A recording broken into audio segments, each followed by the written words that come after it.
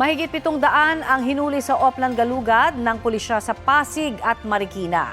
Kabilang po sa kanila ang mga lumabag sa curfew at batas trapiko at mga lumabas ng bahay ng walang damit pang itaas.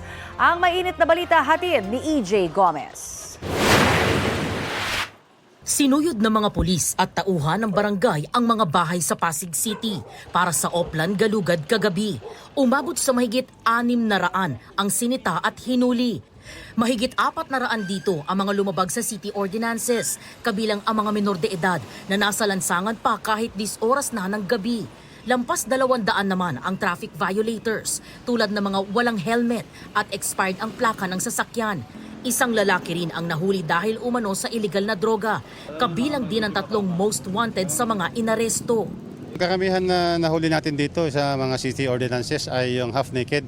Siguro dala na rin ito ng medyo painit na yung panahon. Yun yung mga nahuli ng mga nakahubad, yung mga nagiinuman sa kalye, at yung mga maingay, yung mga nagbibidyo okay.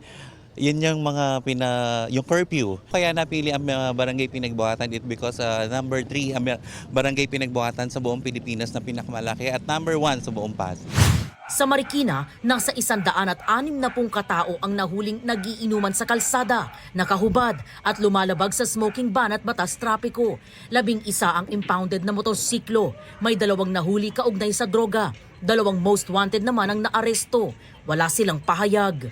This time, ini-intensify natin ang ating operation by utilizing or maximizing our personnel at of course, tinatap din natin ang support ng barangay. Merong deterrent effect ito. Nalalaman ng mga violators o yung mga usual offenders na binabawal na pala ang mga ganito, lalo na yung mga nako-cover nitong ordinances like yung half-naked, yung pag-iinom in public, yung mga nuisance, at yung curfew.